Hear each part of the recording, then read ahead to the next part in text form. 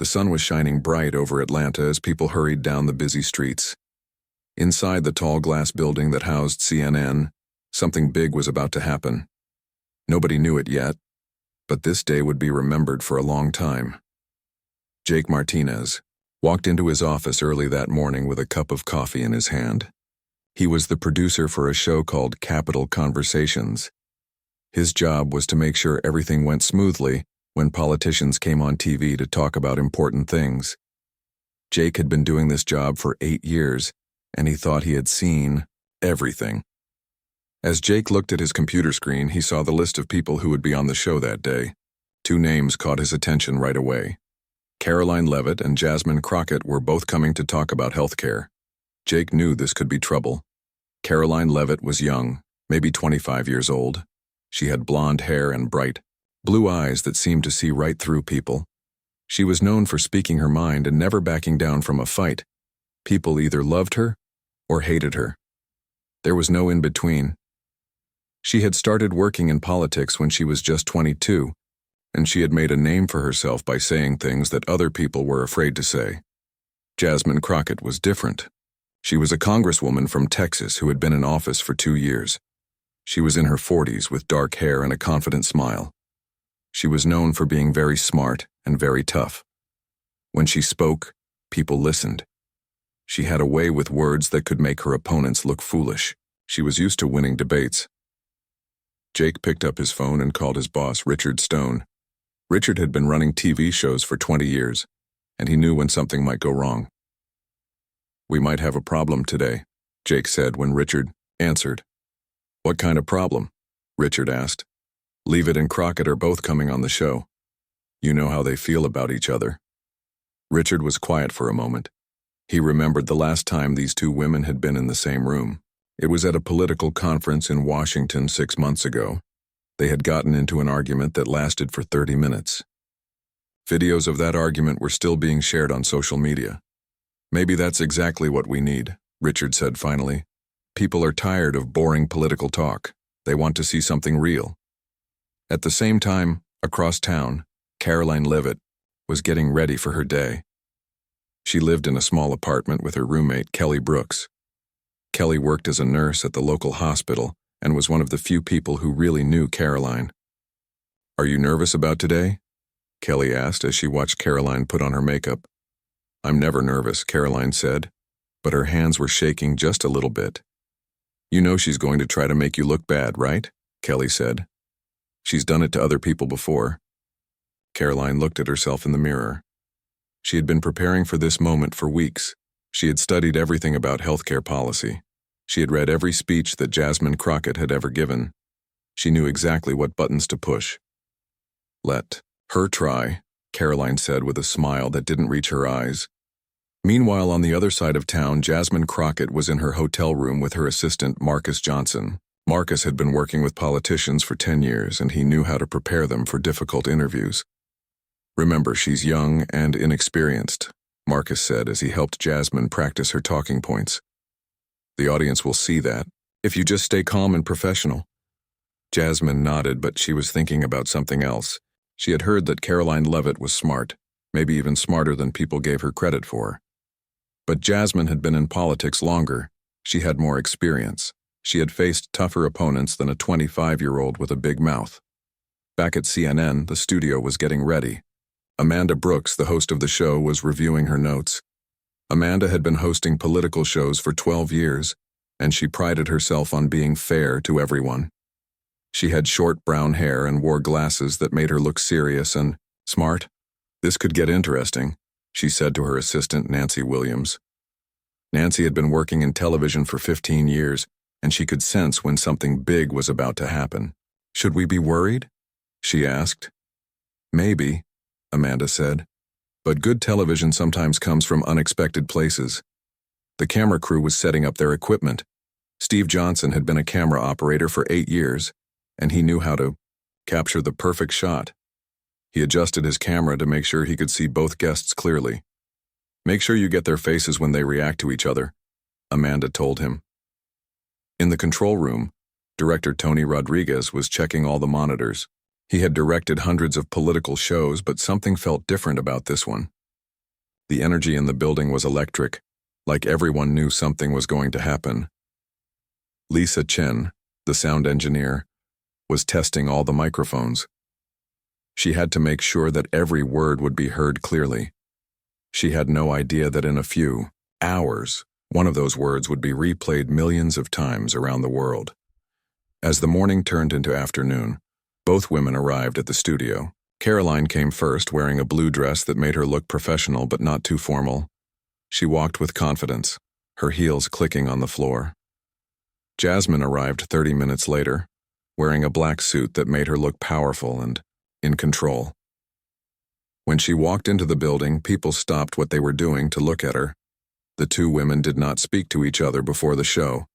They sat in separate rooms, going over their notes one last time. The tension in the building was so thick you could cut it with a knife. Production assistant Maria Gonzalez brought water to both guests. She noticed that neither woman seemed nervous, but there was something in their eyes that made her think of two fighters before a big match. As the clock moved closer to showtime, everyone took their positions. The audience was filling up with college students who had no idea they were about to witness something that would be talked about for months. Amanda Brooks took her seat between the two women. Karoline sat on the left, Jasmine on the right. They looked at each other for the first time that day, and the air seemed to crackle with electricity. The countdown began. 5, 4, 3, 2, 1. The red light went on, and the cameras started rolling. History was about to be made. The red light was on, and Amanda Brooks smiled at the camera like she had done thousands of times before. But today felt different. She could feel the tension between her two guests, even though they were sitting perfectly still. Good afternoon, and welcome to Capital Conversations. I'm Amanda Brooks, and today we're talking about one of the most important issues facing American families: healthcare reform. She turned to look at both women. With me today are Congresswoman Jasmine Crockett from Texas and political commentator Karoline Leavitt. In the control room, Tony Rodriguez watched the monitors carefully. Both women looked calm on camera, but he had been doing this long enough to know that calm could change very quickly. Let's start with the basics, Amanda said. Congresswoman Crockett, can you tell our viewers what your party's healthcare plan would mean for average American families? Jasmine smiled the smile she had practiced in the mirror that morning. She looked directly at the camera when she spoke, just like her media training had taught her to do. Thank you, Amanda. Our plan is simple. Healthcare is a human right, not a privilege for the wealthy. We want to expand coverage so that every American can see a doctor when they're sick without worrying about going broke. Her voice was smooth and confident. Right now, millions of families are choosing between buying medicine and buying food. That's not the America I want to live in. The college students in the audience nodded. Many of them had part-time jobs with no health insurance. They understood what Jasmine was talking about. Amanda turned to Karoline. Ms. Leavitt, what's your response to that? Karoline had been waiting for this moment. She knew exactly what she wanted to say. Well, Amanda, it sounds nice when you say healthcare is a right, but someone has to pay for it. And that someone is always the taxpayer. She looked directly at Jasmine for the first time. The Congresswoman talks about helping families, but her plan would raise taxes on those same families by thousands of dollars every year. Jasmine's smile got a little tighter, but she kept her voice calm. That's simply not true. Our plan would actually save money for most families because they wouldn't have to pay insurance premiums anymore. Save money? Karoline laughed, but it wasn't a friendly laugh. The last time your party promised to save people money on health care, premiums went up by 40%. How do you explain that? In the audience, student Katie Sullivan leaned forward in her seat. This was getting interesting. She pulled out her phone and started recording, even though she wasn't supposed to. Steve Johnson, the camera operator, zoomed in slightly on Jasmine's face. He could see a small muscle in her jaw twitching. She was getting annoyed. Ms. Leavitt, Jasmine said, and her voice was a little colder now. I think you're confusing talking points with actual facts. Maybe if you spent more time studying policy, instead of just repeating what your handlers tell you to say, you'd understand how healthcare actually works. The audience made a small ooh sound. The first real hit had been landed. Amanda tried to step in. "Let's keep this focused on the issues, please." But Karoline wasn't backing down. "My handlers? That's funny coming from someone who votes exactly the way her party leaders tell her to vote 98% of the time. At least I think for myself." Jasmine's professional smile was completely gone now. "Think for yourself? You're 25 years old. What do you possibly know about the real world? Have you ever had to choose between paying rent and buying medicine? Have you ever worked 3 jobs just to afford basic health care?" Lisa Chen, the sound engineer, had to adjust her levels because voices were getting louder. She glanced at Tony in the control room, and he gave her a thumbs up. This was exactly what they had hoped for. "Age doesn't determine wisdom, Congresswoman," Karoline shot back. "And just because someone is young doesn't mean they don't understand suffering. My family lost our house when I was 16 because of medical bills. So don't lecture me about real-world experience." The audience was completely silent now. Even Amanda looked surprised. This was not the kind of personal information that usually came out in political debates.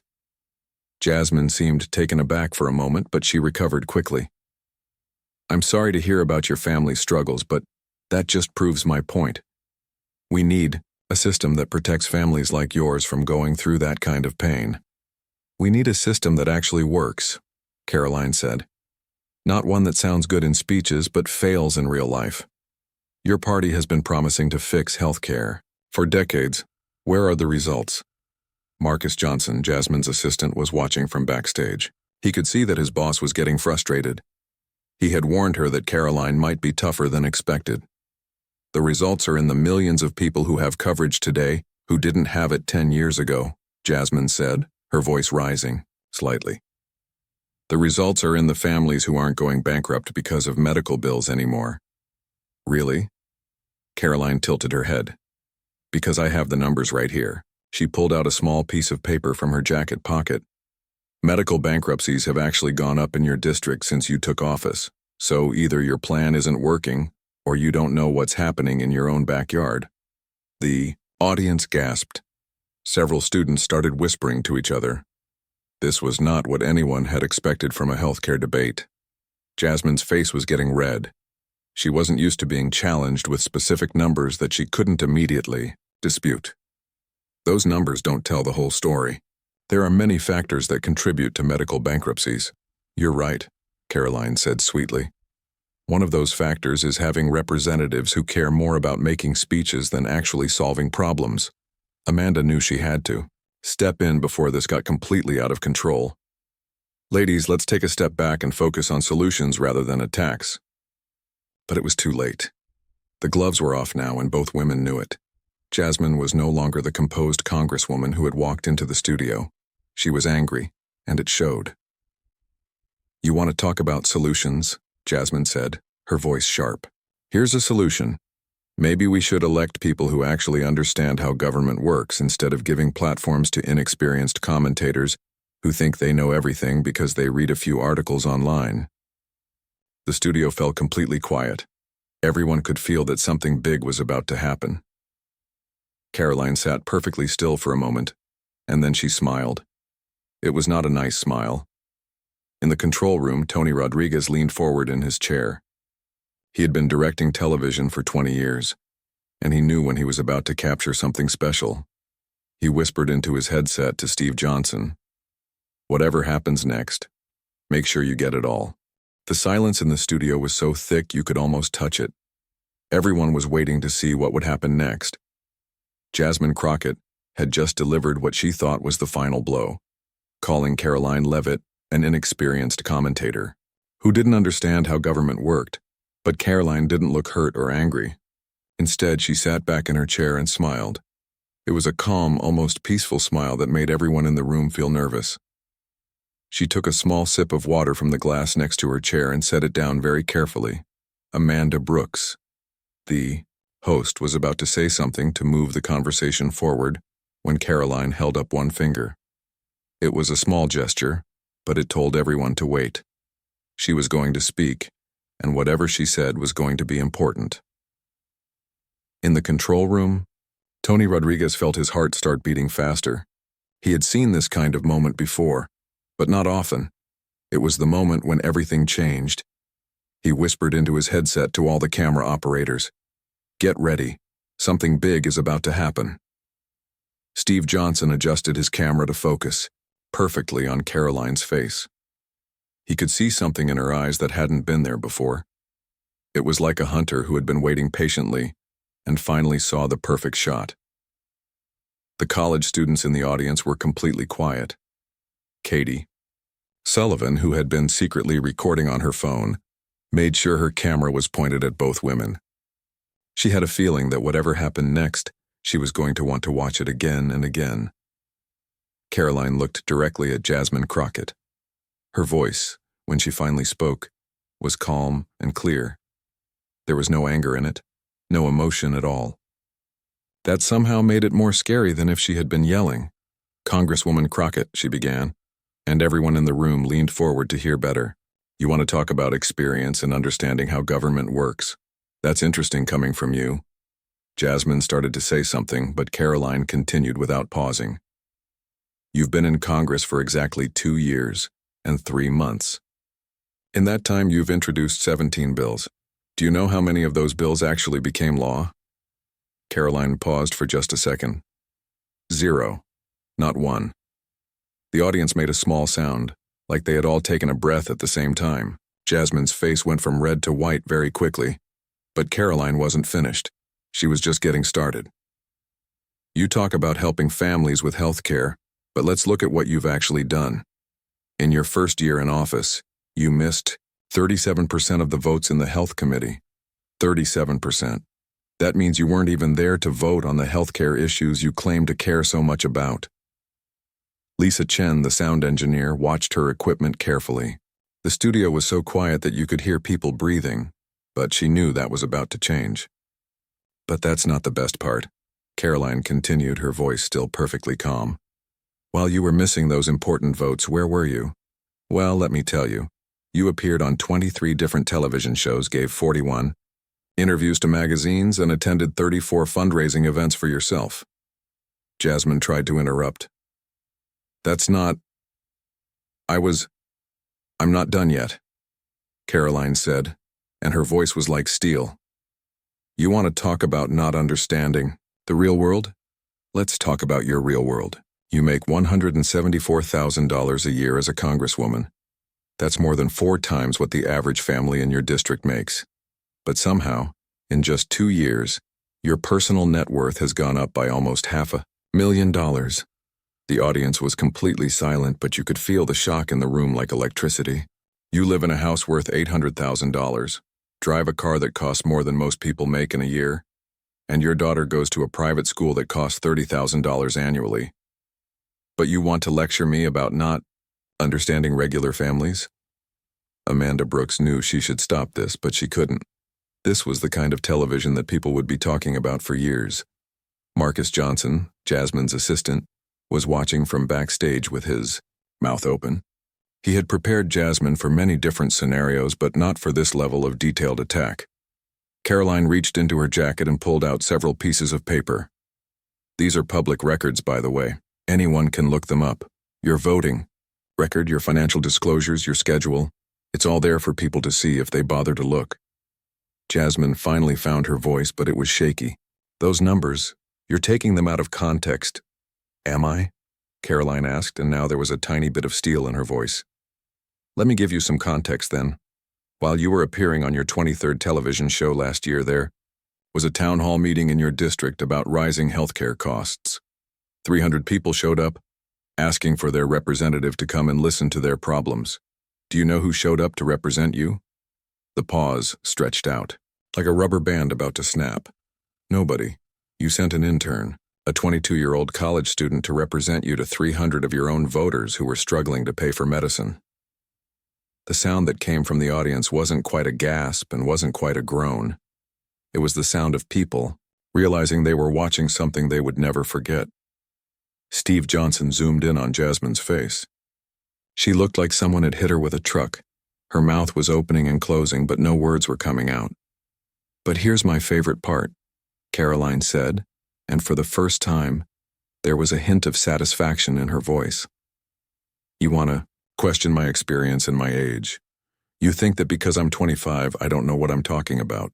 But in the last year alone, I've visited more hospitals in your district than you have. I've talked to more doctors, more nurses, and more patients than you have. I've actually read the healthcare bills that come through Congress, not just the summaries that your staff gives you. Tony Rodriguez was practically bouncing in his chair in the control room. He had been directing television for 20 years, and he had never seen anything like this. So when you ask me what I know about healthcare, Karoline continued, I know that you voted against a bill that would have lowered prescription drug costs in your district because the pharmaceutical companies that donate to your campaign asked you to. I know that you promised to fight for Medicare expansion during your campaign, but you've never even co-sponsored a Medicare bill. And I know that while we're sitting here arguing about policy, there are people in your district who are dying because they can't afford the medicine they need. The silence that followed was deafening. Jasmine Crockett, the woman who was known for her quick wit and sharp tongue, sat there looking like she had been hit by lightning. Amanda Brooks finally found her voice. We're going to take a quick commercial break. But it was too late. The damage was done, and everyone in that room knew they had just witnessed something extraordinary. The commercial break couldn't come fast enough. As soon as the red light went off, the studio erupted into chaos. Everyone started talking at once. The college students in the audience were whispering loudly to each other. Some were already pulling out their phones to text their friends about what they had just seen. Amanda Brooks sat in her chair staring at her notes. In 12 years of hosting political shows, she had never seen anything like what had just happened. She looked at both women, trying to figure out what to do next. Jasmine Crockett was sitting very still, but her hands were shaking. She kept looking down at the papers in front of her, but her eyes weren't really seeing the words. Her face had gone from white to red and back to white again. She looked like someone who had just been in a car accident and was still trying to figure out what had happened. Marcus Johnson, her assistant, rushed onto the stage from backstage. He knelt down next to her chair and started whispering in her ear. Are you okay? Do you want to leave? We can say you got sick. But Jasmine shook her head.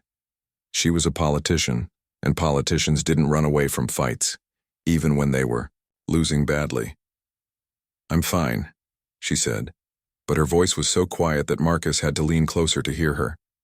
On the other side of the stage, Karoline Leavitt was acting like nothing had happened. She was calmly looking through her notes and checking her makeup in a small mirror. She seemed completely relaxed, like she had just ordered coffee instead of destroying someone's reputation on live television. Production assistant Maria Gonzalez brought water to both women. When she got to Jasmine, she could see that the Congresswoman's hands were still shaking. Are you sure you're okay?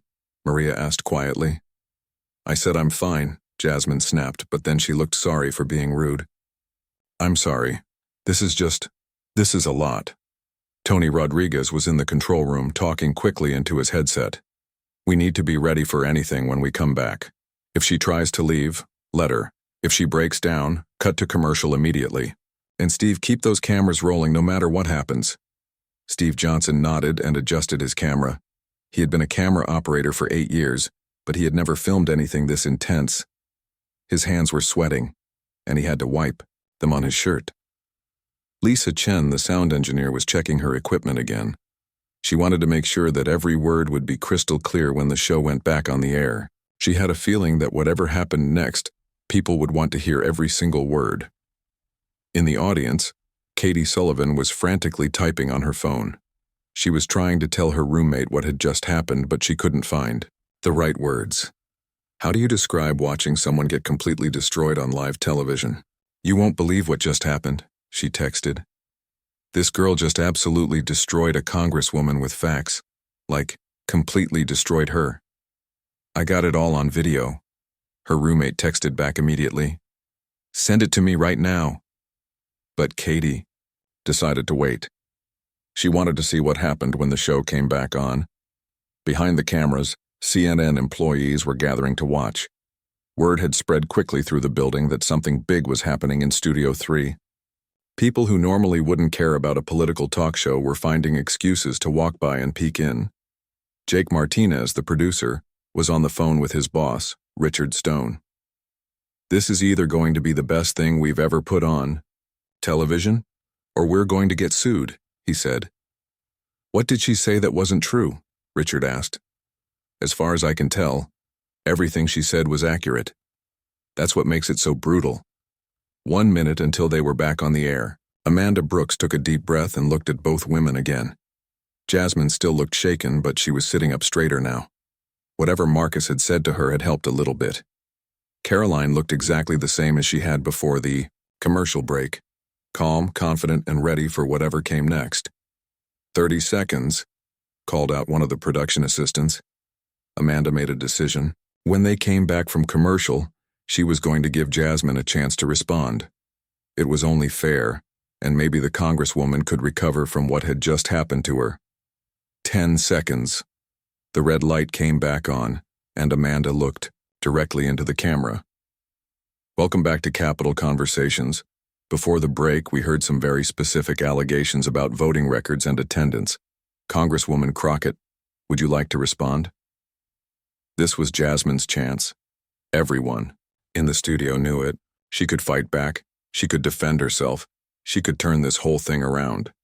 She was known for being smart and tough. This was her moment to show why she had been elected to Congress. But when Jasmine opened her mouth to speak, nothing came out at first. She cleared her throat and tried again.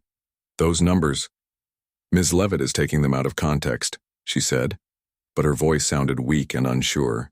"Being in Congress is about more than just showing up to vote. It's about building relationships, about talking to people, about raising awareness for important issues." Even as she said it, Jasmine knew it sounded like an excuse, and everyone else in the room knew it too. Karoline didn't even bother to respond. She just sat there with a small smile on her face, letting Jasmine's weak explanation hang in the air. "But the town hall meeting," Amanda pressed gently. "Can you explain why you weren't able to attend that event?" Jasmine's face got red again. "I had other commitments, important commitments. My staff represented me very well at that meeting."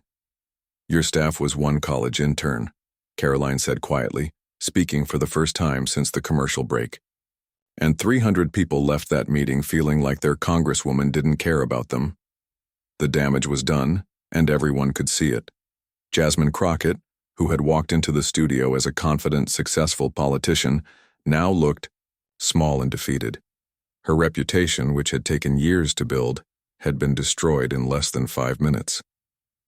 In the control room, Tony Rodriguez was already thinking about how this footage would be used. He knew that clips of this interview would be played on every news channel in the country. Political analysts would study every word that had been said. This was the kind of moment that ended careers and started others. The rest of the interview passed in a blur.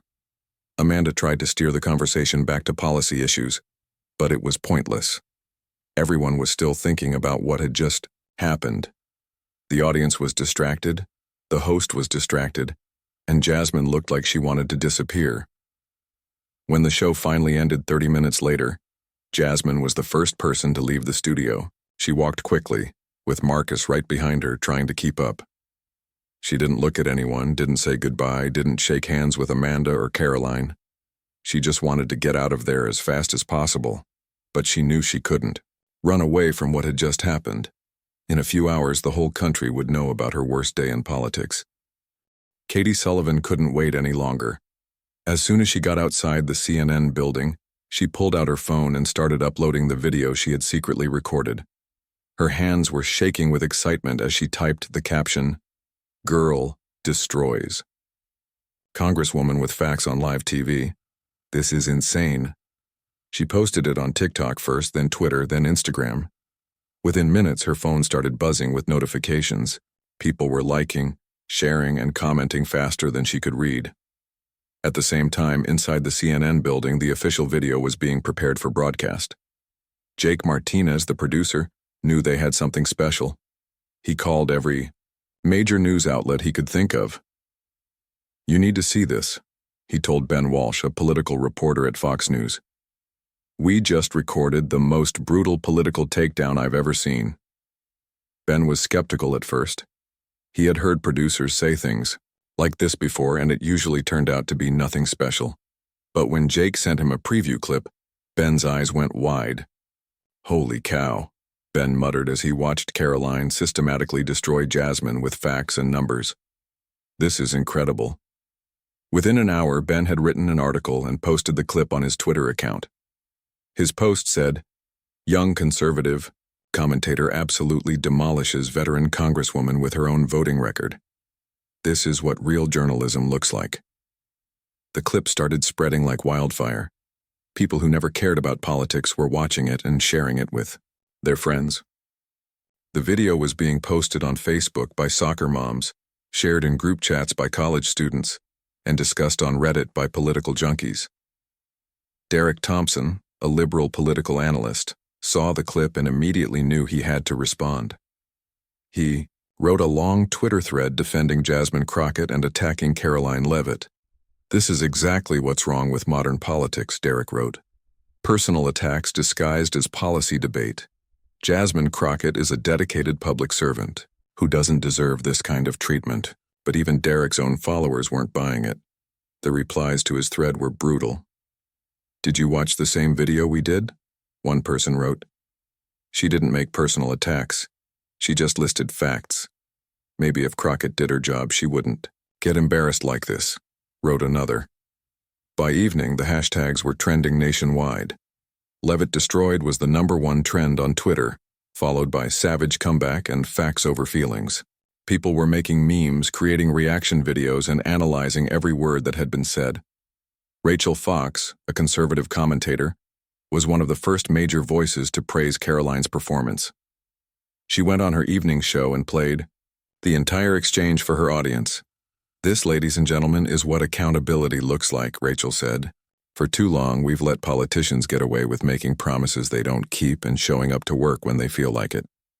This young woman just showed us what happens when someone actually does their homework." The clip was being viewed millions of times across all platforms. YouTube compilations were already being made with titles like "Politician Gets Destroyed by Facts" and "The Most Brutal Political Takedown Ever." But it wasn't just Americans who were watching. The video was being shared around the world. News outlets in England, Australia, and Canada were picking up the story. International political commentators were using it as an example of everything that was wrong with American politics, while others praised it as exactly what was right. Danny Cooper, a college student in California, created a TikTok video breaking down every fact that Karoline had mentioned.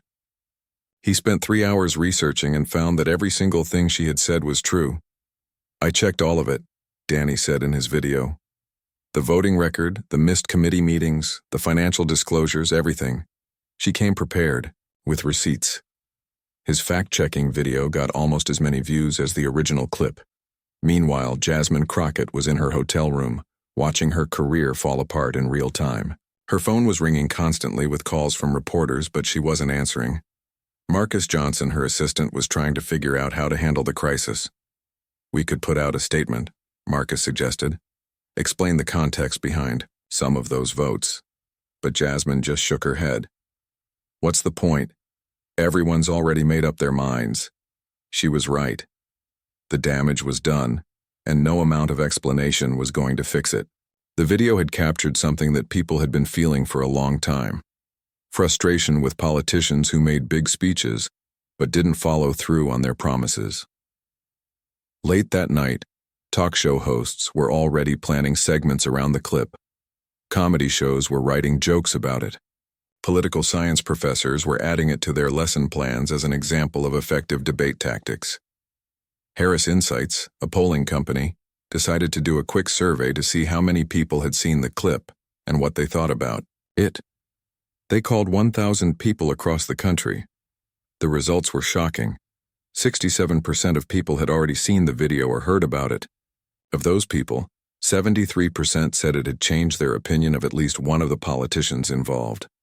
"I never heard of either of these women before today," said Linda Martinez, a 45-year-old teacher from Ohio who was part of the poll. "But after watching that video, I know I want more politicians like that young woman and fewer like the congresswoman."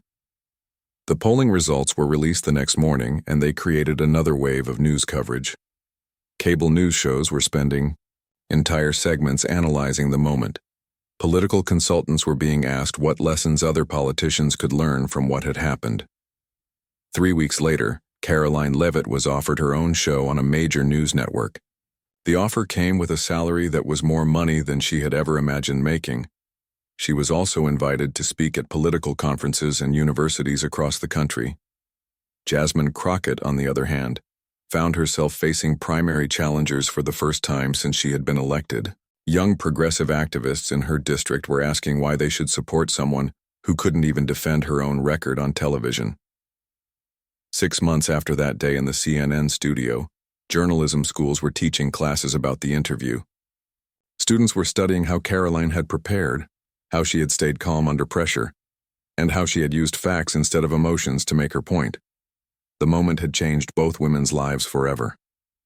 For Karoline, it was the beginning of a career that would take her to the highest levels of political commentary. For Jasmine, it was a harsh lesson about the importance of actually doing the job you were elected to do.